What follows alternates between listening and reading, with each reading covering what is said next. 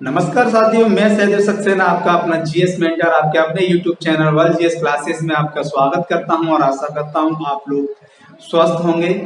तो कल की क्लास में हम लोगों ने बात की थी न्यूट्रिएंट्स के बारे में। क्या होता है न्यूट्रिएंट्स? वैसे पदार्थ जो हमारी बॉडी को ऊर्जा प्रदान करते हैं, जो हमारी बॉडी में ग्रोथ एंड डेवलपमेंट के लिए सहायक यानी मदद करते हैं, उन्हें हम न्यूट्रिएंट्स कहते हैं। न्यूट्रिएंट्स के बारे में हमने जाना था कि nutrients have two types. Nutrients साथियों दो प्रकार के होते हैं, मैंने बताया था। एक तो मैक्रो न्यूट्रिएंट्स बताया था आपको और दूसरा बताया था माइक्रो न्यूट्रिएंट्स। उसके बाद में हमने बात की थी मेटाबॉलिज्म के बारे में। उससे पहले मैं आपसे सवाल पूछता हूं कि मैक्रो न्यूट्रिएंट्स में कौन कौन से तत्व आते हैं? कार्बोहाइड्रेट आता है, फैट आता है, प्रोटीन आता है। इनका पाचन हमारे शरीर में होता है और ये हमारी बॉडी के लिए अति महत्वपूर्ण तत्व होते हैं।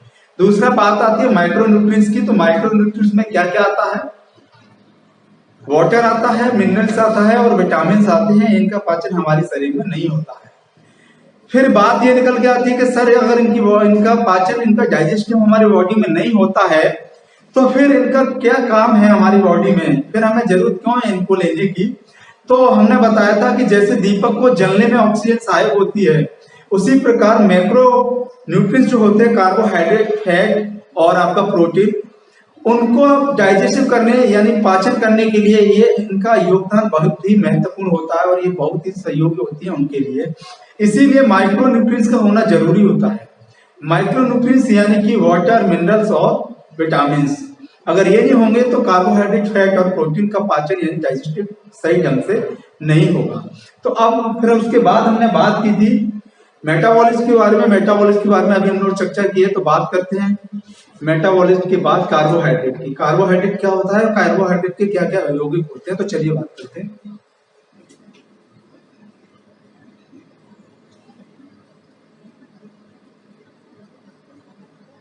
कार्बोहाइड्रेट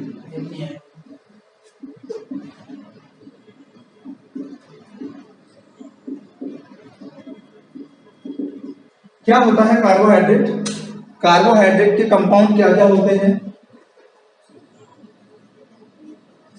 बात करते हैं।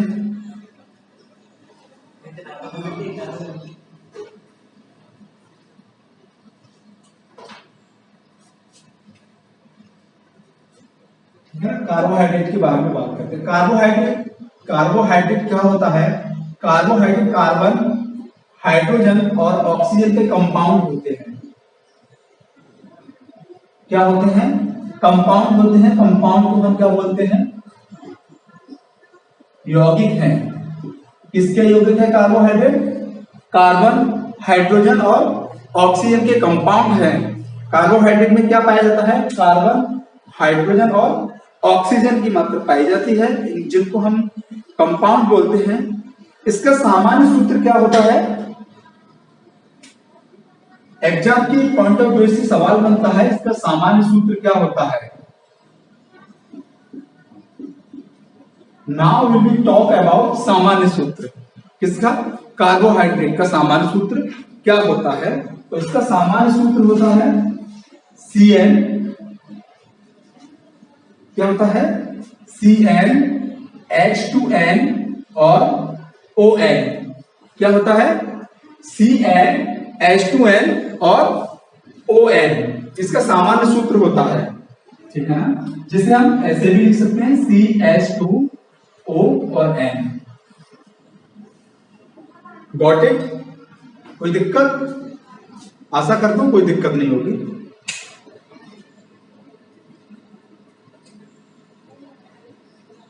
जिसमें साथियों N की वैल्यू क्या होती है? 6 होती है। क्या होती है N की वैल्यू?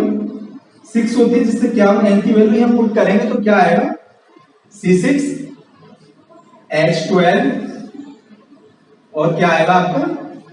O6, जिसे हम क्या कहते हैं, पिछली कई क्लासों में हम इसके बारे में चर्चा कर चुके हैं कि C6H12O6 को क्या कहते हैं?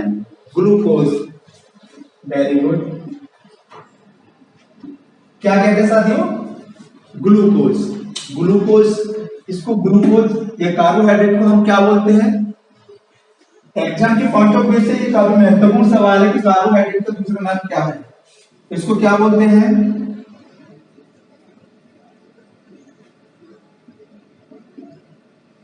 इंस्टेंट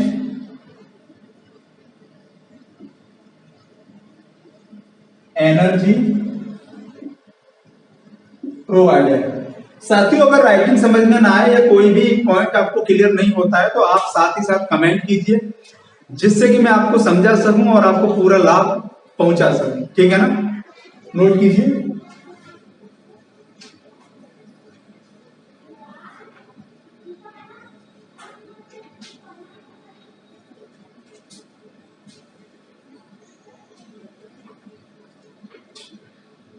चलिए,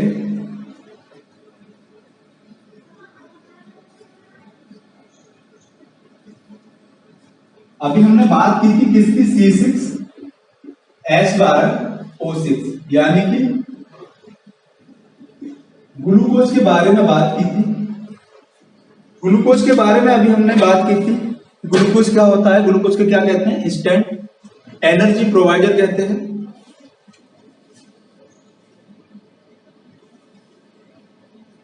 ये सबसे सरल कार्बोहाइड्रेट होता है। क्या होता है, ग्लूकोज सबसे सरल कार्बोहाइड्रेट होता है, सबसे सरल कार्बोहाइड्रेट होता है। सवाल बनता है, सबसे सरल कार्बोहाइड्रेट क्या होता है, तो क्या होता है, ग्लूकोज होता है, C6H12O6 होता है, सबसे सरल कार्बोहाइड्रेट होता है ये, जिसको हम क्या बोलते हैं, इंस्टेंट एनर्जी प्रोवाइडर। ठीक है ना, नोट कीजिए। अब हम बात करते हैं, हमने कार्बोहाइड्रेट के बारे में जाना, कार्बोहाइड्रेट का सामान्य सूत्र के बारे में जाना कि कार्बोहाइड्रेट का सामान्य सूत्र क्या होता है, CnH2n, CnH2n और ON, इसका क्या होता है, सामान्य सूत्र होता है, जिसे हम CH2O का होल ट्वाइस N भी बोल सकते हैं। दूसरी बात जाना, कार्बोहाइड्रेट को दूसरा नाम क्या है, क्या बोलते हैं, इंस्टेंट एनर्जी प्रोवाइडर। और ये क्या होता है, ये सबसे सरल कार्बोहाइड्रेट होता है ना। तो अब हम बात करेंगे कार्बोहाइड्रेट के फंक्शन क्या होते हैं, क्या काम होता है कार्बोहाइड्रेट का। बहुत ही सहज और सरल भाषा में हम बात करेंगे, और धीरे धीरे जैसे हम पिछली क्लास में पढ़ते आए हैं, समझते आए हैं, आगे भी ऐसे समझते जाएंगे और एग्जाम की खोपड़ी में छेद कर देंगे एक दिन, है ना। तो अभी हम बात करेंगे किसकी, फंक्शन की बारे में। क्या फंक्शन होता है इसका, फंक्शन, कार्य क्या होते हैं इनके फंक्शन, क्या इनका कार्य होता है, इसके बारे में हम चर्चा करेंगे। सबसे पहला कार्य क्या है इसका, क्या होता है कार्बोहाइड्रेट का सबसे पहला कार्य,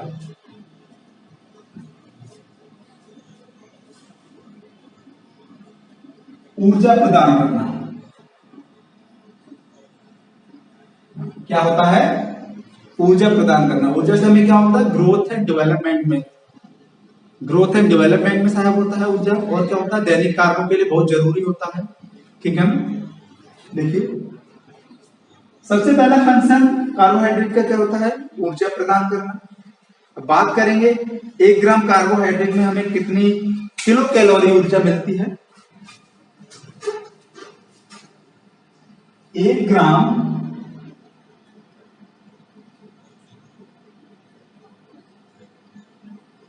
कार्बोहाइड्रेट, 1 ग्राम कार्बोहाइड्रेट में हमें कितनी एनर्जी मिलती है,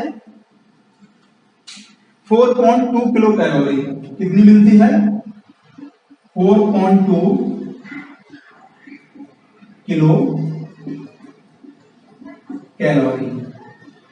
साथियों, काफी महत्वपूर्ण सवाल है कि 1 ग्राम कार्बोहाइड्रेट में हमें कितनी किलो कैलोरी मिलती है। तो ये हमें याद रखना है कि 1 ग्राम कार्बोहाइड्रेट में हमें 4.2 किलो कैलोरी ऊर्जा मिलती है। एग्जाम के पॉइंट ऑफ व्यू से काफी महत्वपूर्ण, वेरी इंपोर्टेंट क्वेश्चंस है। पिछली कई बार उसमें एग्जाम से पूछा गया है, कई बार वनडे एग्जाम में आया भी है कि 1 ग्राम कार्बोहाइड्रेट में कितनी ऊर्जा होती है, कितनी एनर्जी प्रोवाइड कराता है हमें 1 ग्राम कार्बोहाइड्रेट। तो वो हमें कराता है 4.2 किलो कैलोरी एनर्जी प्रोवाइड हमें कराता है कौन, 1 ग्राम कार्बोहाइड्रेट। नोट कीजिए।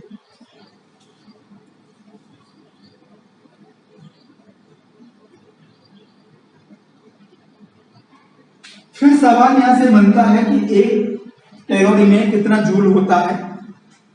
एग्जाम में पूछ लिया जाता है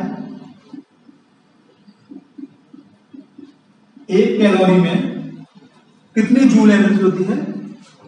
4.18 कितनी होती है।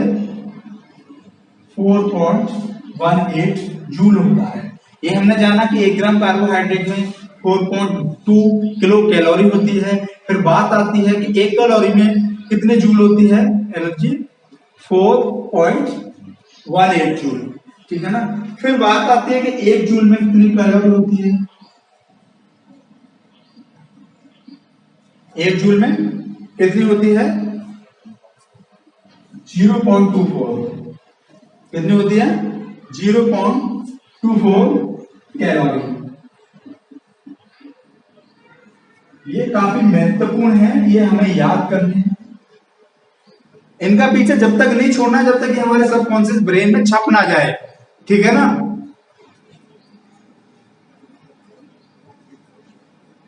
नोट कीजिए।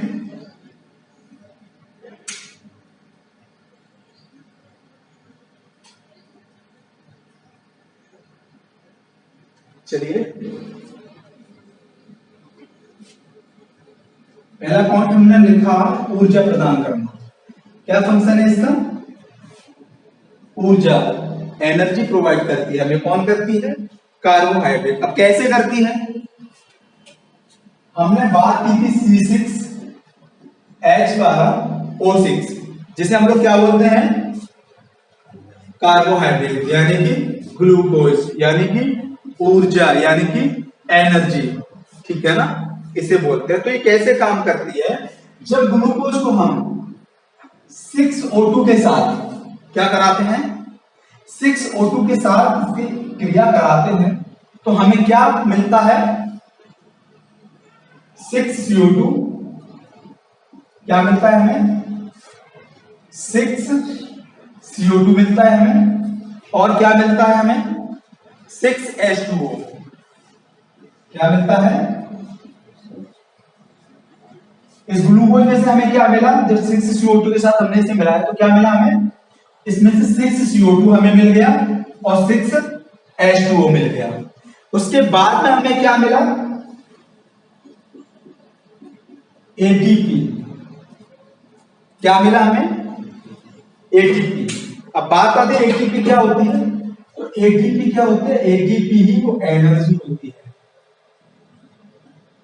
जिसे हमें कौन प्रोवाइड कराता है कार्बोहाइड्रेट। इसको C6H12O6 यानी ग्लूकोज के साथ 6O2 लिए और उसके साथ जो हमने क्रिया किया तो क्या मिला 6CO2 और 6H2O और उसके अलावा जो मिला उसे क्या बोलते हैं ATP।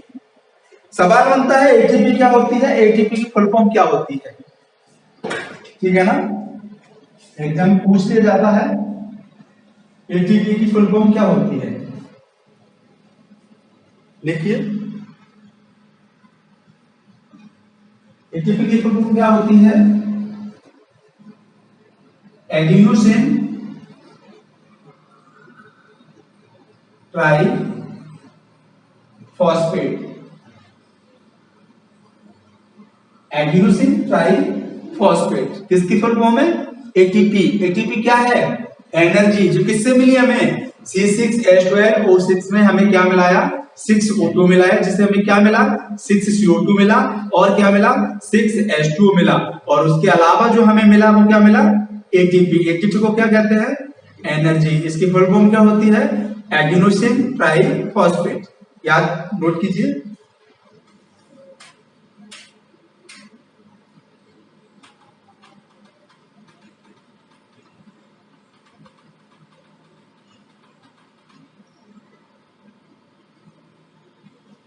नोट किया।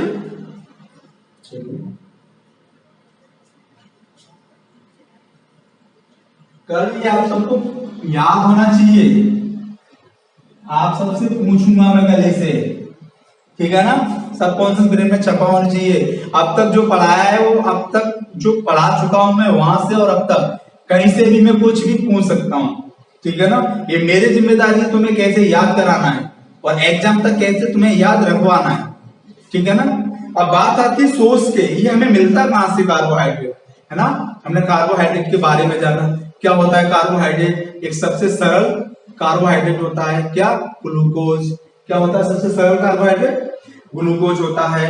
कार्बोहाइड्रेट के यौगिक के बारे में बात की, क्या क्या यौगिक इसके कंपाउंड होते हैं, कार्बन, हाइड्रोजन और ऑक्सीजन। सामान्य सूत्र के बारे में भी बात की हमने, क्या सामान्य सूत्र था इसका, CnH2n और क्या था ON, जिसे हम क्या बोल सकते हैं, CH2O और N, ठीक है ना। सामान्य सूत्र से निकल के क्या आया, अगर N की वैल्यू 6 रख दी हमने तो क्या निकल के आया, ग्लूकोज, जिसका राशि सामान्य सूत्र क्या है, C6H12O6, ठीक है ना। अब हम बात करते हैं किसके, कार्बोहाइड्रेट के सोर्स के, यानी कि स्रोत के बारे में जानेंगे, क्या है इसके स्रोत। तो इसका सबसे अति उत्तम सोर्स जो होता है, वेरी इंपोर्टेंट सोर्स जो होता है, जैसे हम सबसे ज्यादा मैक्सिमम उससे हमें कार्बोहाइड्रेट मिलता है, वो क्या होता है, कौन सा सोर्स होता है, एनीबॉडी टेल मी, ना, हनी। क्या होता है, हनी, जिसे हम क्या बोलते हैं, शहद। इसमें कार्बोहाइड्रेट क्या होता है, मैक्सिमम, बहुत अधिक मात्रा में क्या पाया जाता है, मैक्सिमम।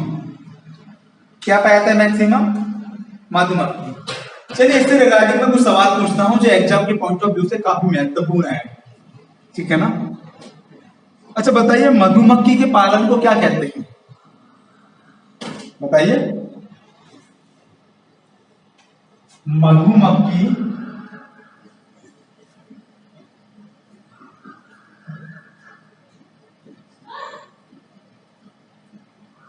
मधुमक्खी पालन को क्या कहते हैं,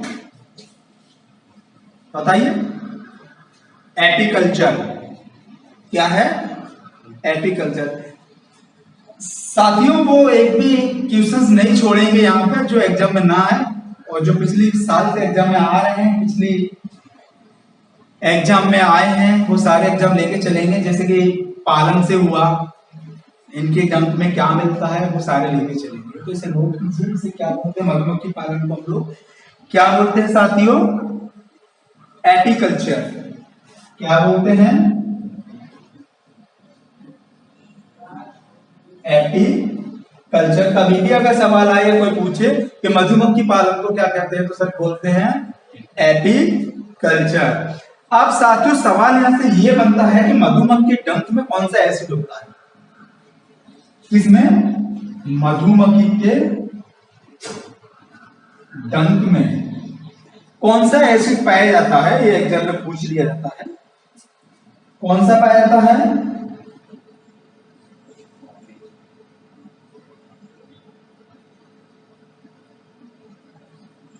कौन सा एसिड, फॉर्मिक एसिड। ये आपको याद रखना है, जिसका क्या बोलते हैं फॉर्मिक एसिड को, साइंटिफिक नेम क्या होता है, केमिकल नेम मीथेनॉइक अम्ल।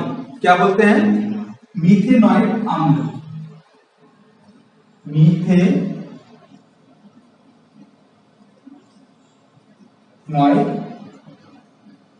अम्ल या फिर एसिड। गॉट इट, चलिए नोट कीजिए।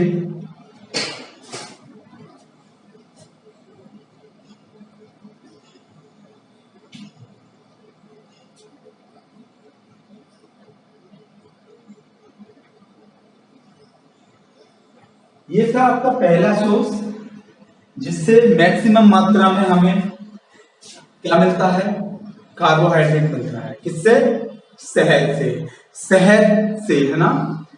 बात आती है शहद से रिलेटेड कि मधुमक्खी पालन को क्या कहते हैं, एपीकल्चर। मधुमक्खी का जो डंक होता है उसमें कौन सा एसिड होता है, फॉर्मिक एसिड, जिसे हम क्या बोलते हैं, मीथेनॉइक अम्ल बोलते हैं, ठीक है ना।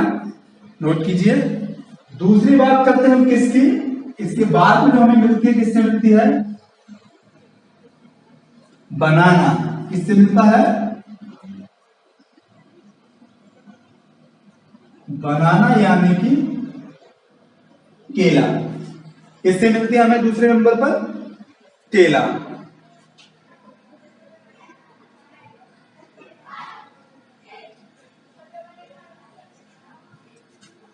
इसका साइंटिफिक नेम क्या होता है?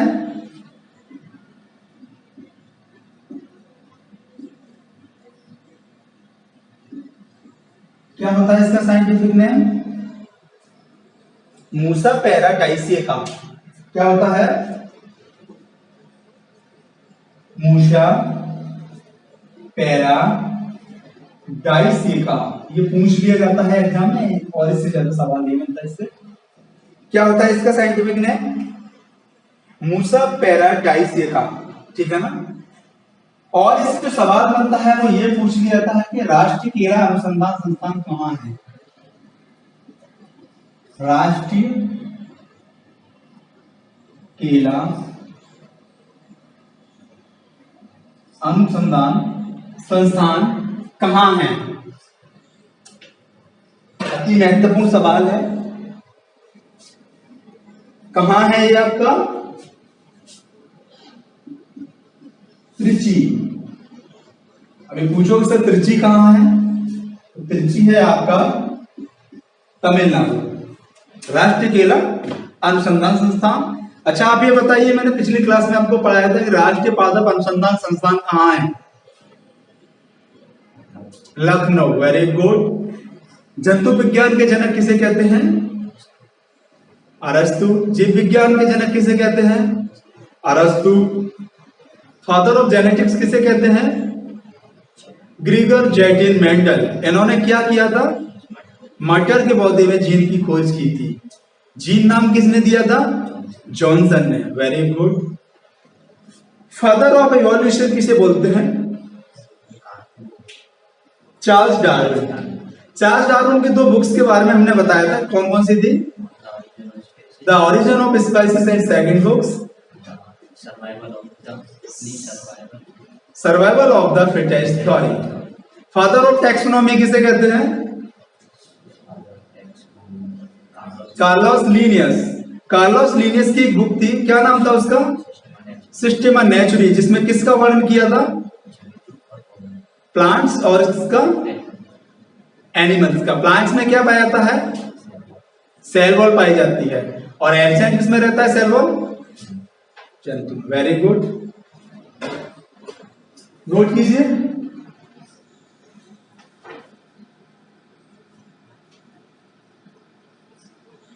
चलिए तीसरा जो सोर्स है इसकी बात करते हैं हम पोटैटो के बारे में। किसके बारे में? पोटैटो के बारे में।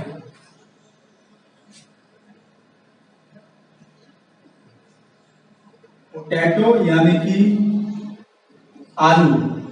क्या मिलता है इसमें? कार्बोहाइड्रेट। पहले किसमें मिलता है मैक्सिमम? शहद में। उसके बाद केले में। केले का रासायनिक नाम मूसा पैराडाइसिएका। तीसरा पोटैटो। क्या मिलता है? इसका साइंटिफिक नेम बताएगा कोई?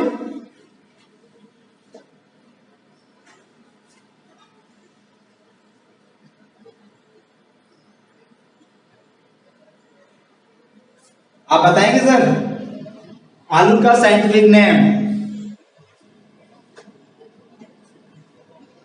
तो लिखिए आलू का scientific name Solanum.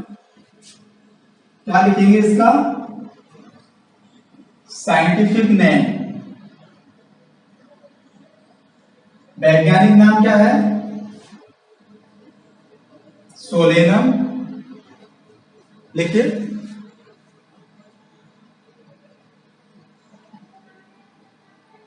Solanum tuberosum.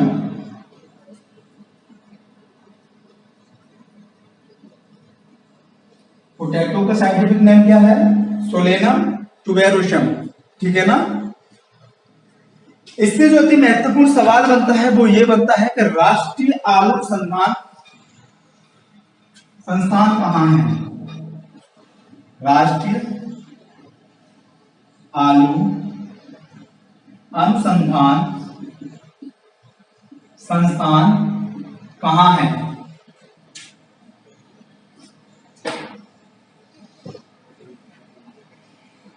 Yes, हमारे प्रिय मित्र ने बताया कुफरी। कुफरी कहाँ है आपका? शिमला। कहाँ है?